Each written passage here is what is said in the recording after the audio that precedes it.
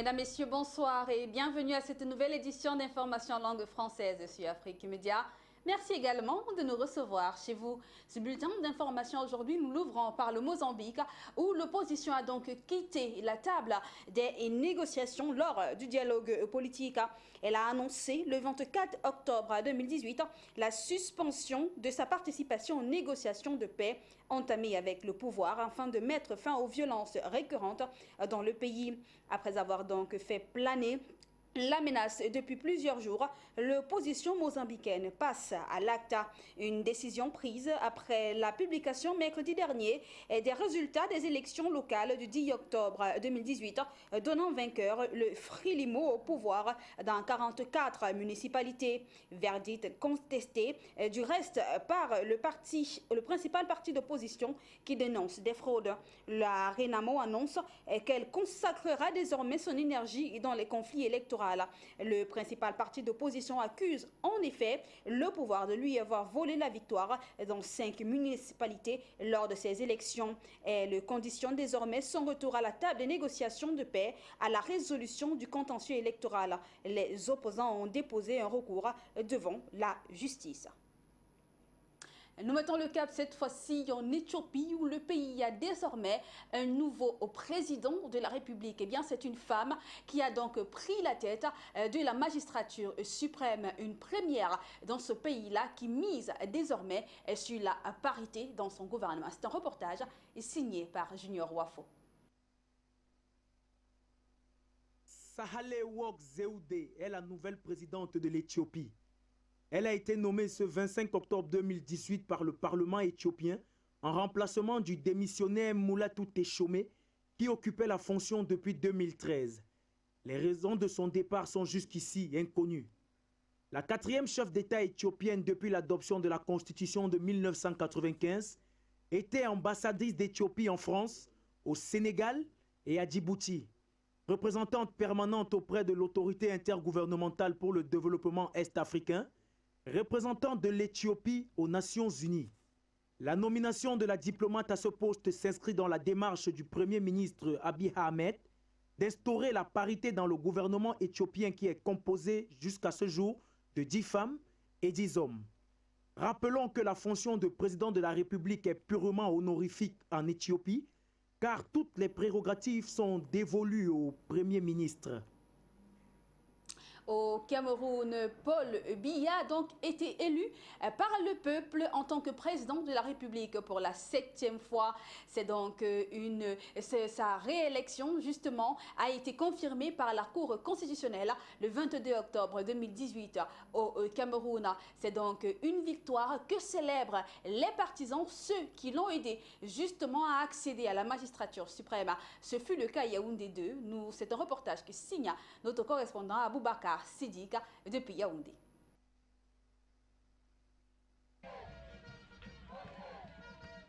L'arrondissement de Yaoundé 2 dans la capitale camerounaise en liesse après la victoire de Paul Biya à la présidentielle 2018.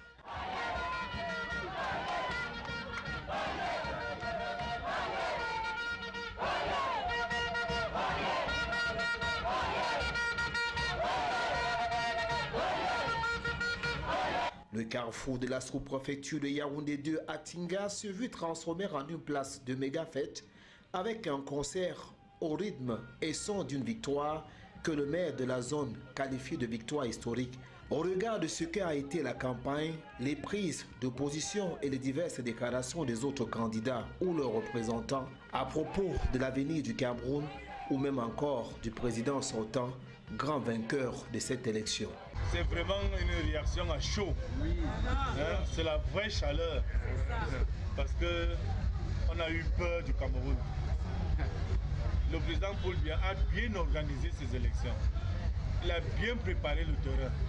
Il a préparé les partis alliés, ses militants et ses militantes, tous les sympathisants, disons même tous les Camerounais, pour qu'ils comprennent là où il doit amener notre pays. L'essentiel et ce qui est à sauvegarder, c'est la paix qui règne au Cameroun après cette victoire. Une paix qui a été aussi préservée pendant les élections et durant les longs jours d'attente des résultats. C'est aussi grâce aux populations de Yaoundé 2 dont le sous-préfet salue le sens du patriotisme, du dynamisme et de la collaboration pour un État où le vivre ensemble est une réalité. On regarde les dispositions légales et réglementaires, l'administration apporte un appui institutionnel à l'ECA. L'administration fait partie des acteurs du processus électoral. Après la victoire et toujours dans la fête, l'autorité administrative en a profité pour lancer un message aux populations. Ce que nous demandons à nos populations, c'est de continuer à œuvrer, à vaquer à leurs occupations et à signaler tout fait digne d'intérêt, tout mouvement suspect. À l'image de cette ambiance dans l'arrondissement de Yaoundé 2, le son de cloche venant d'autres arrondissements de la capitale camerounaise le jour de la proclamation des résultats de la présidentielle 2018 était toujours celui de la fête.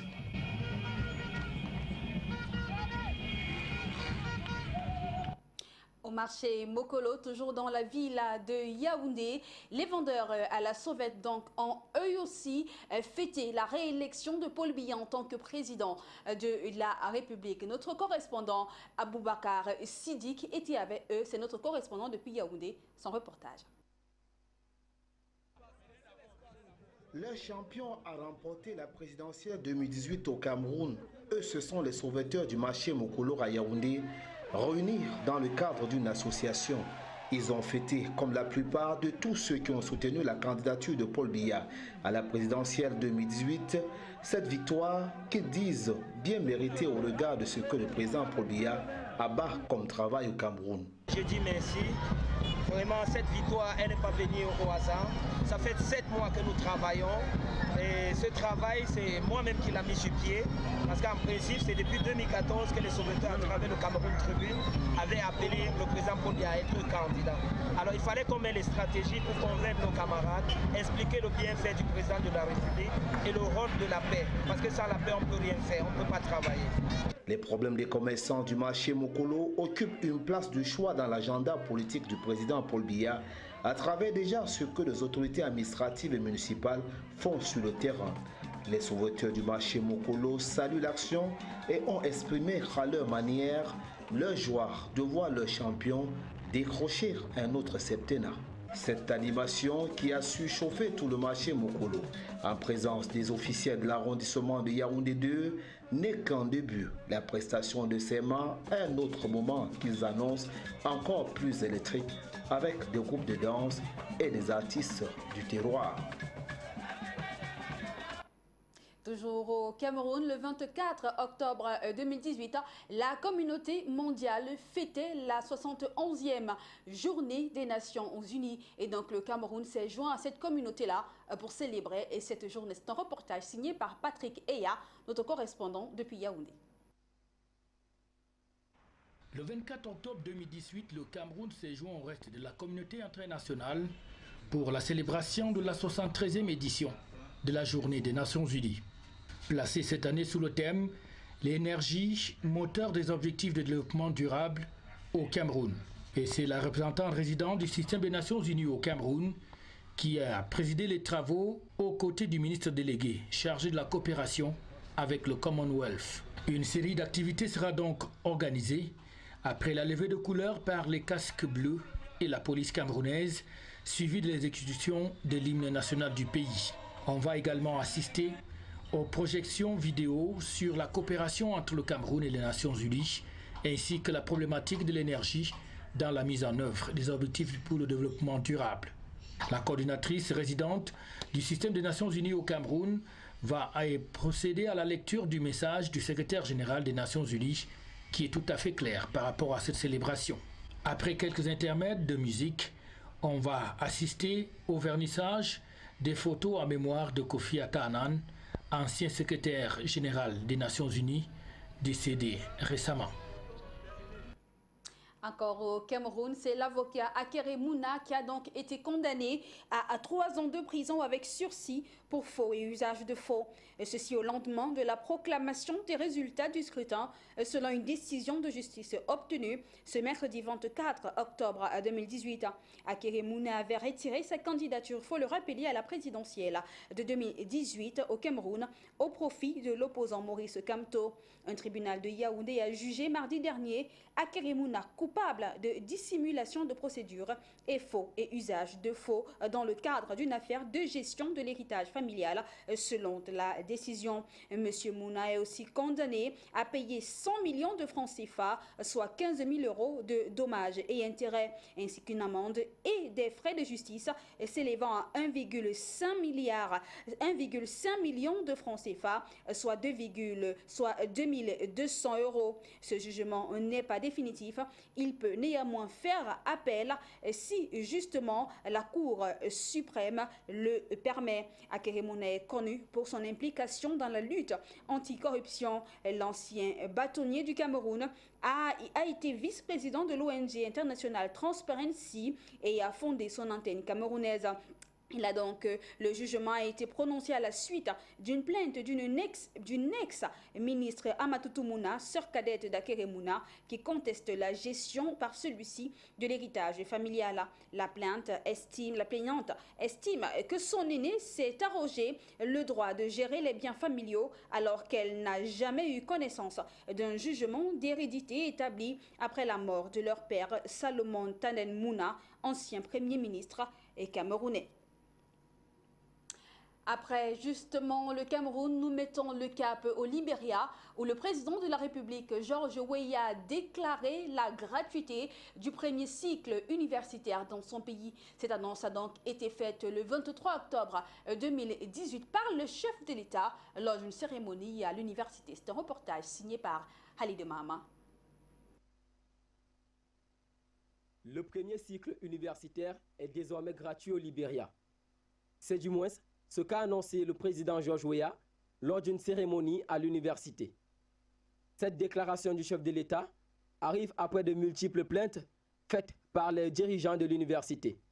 Ceux-ci exprimaient au président les difficultés auxquelles font face les étudiants pour le paiement de leurs frais académiques depuis la chute du dollar libérien et du dollar américain.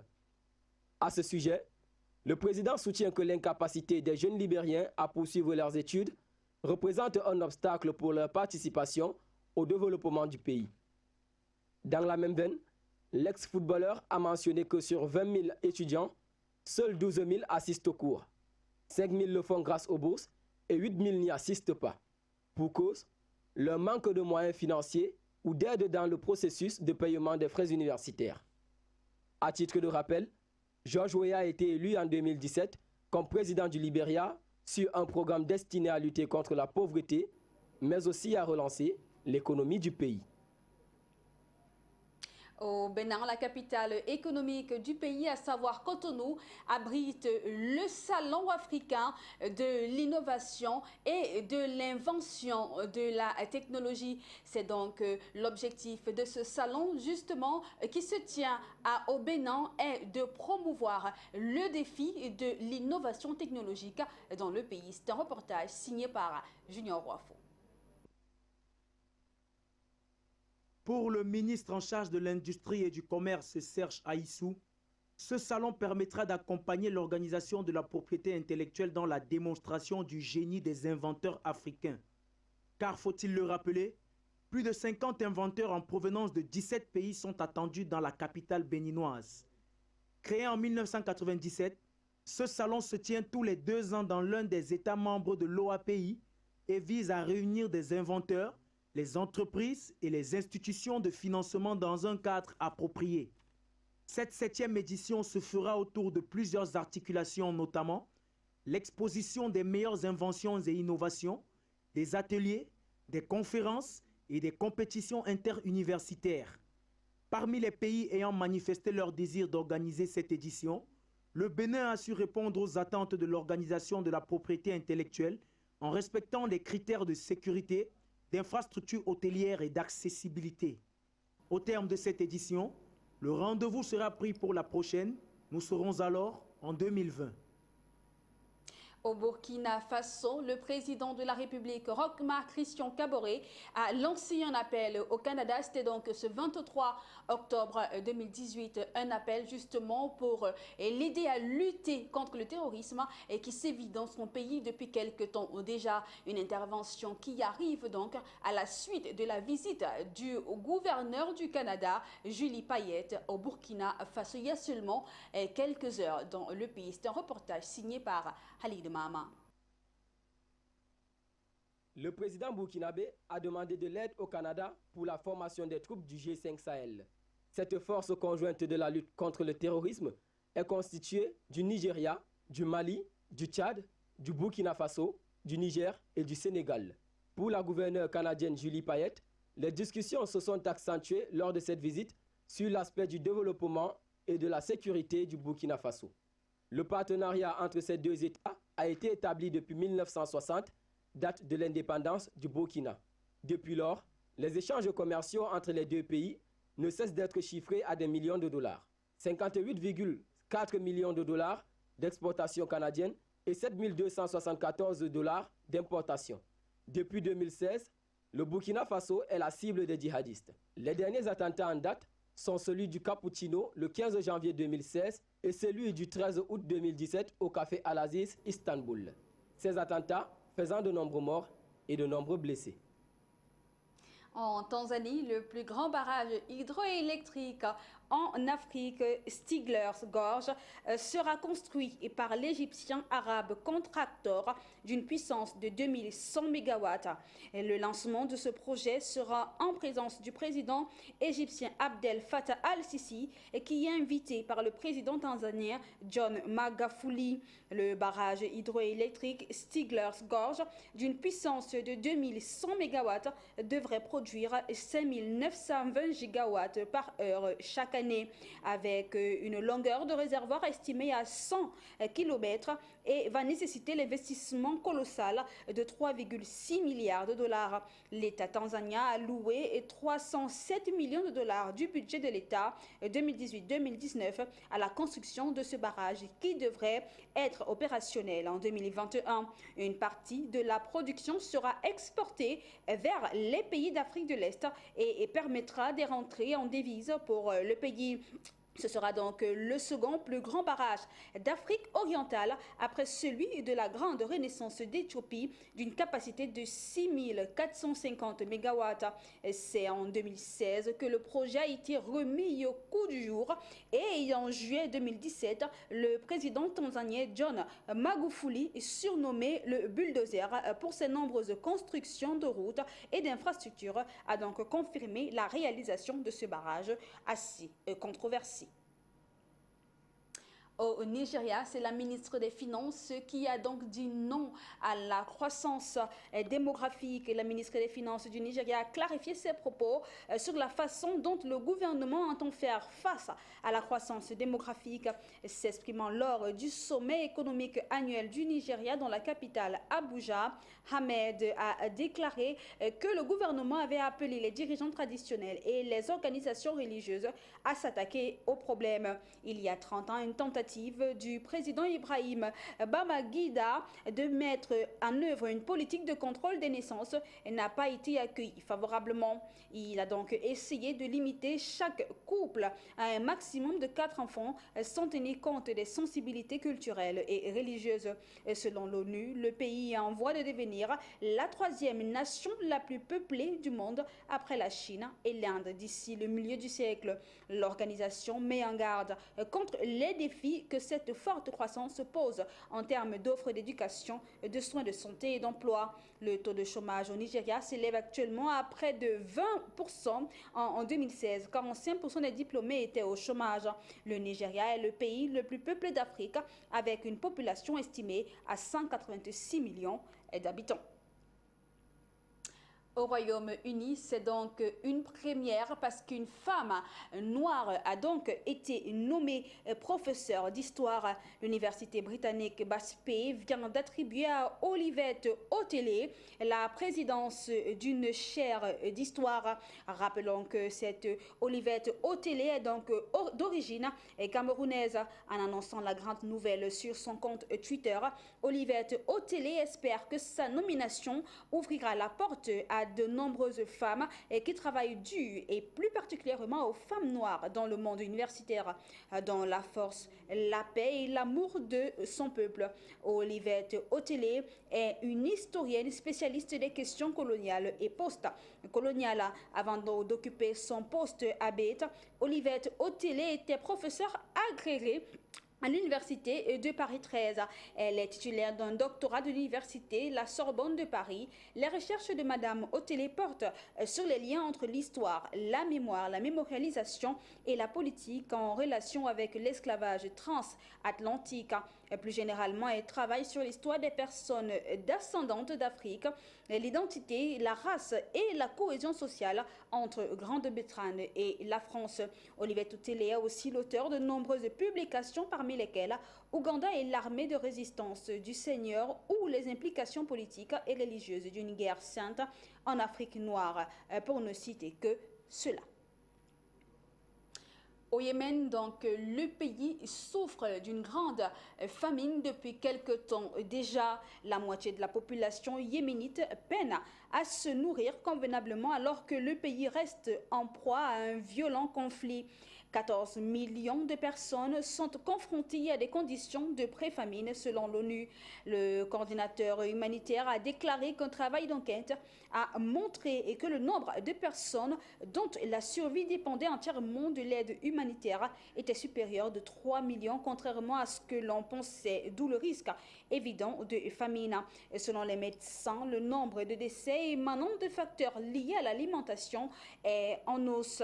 Le Yémen a été dévasté par un conflit et qui s'est intensifié en 2015 lorsqu'une coalition dirigée par les Saoudiens est intervenue pour combattre le mouvement rebelle Houthi.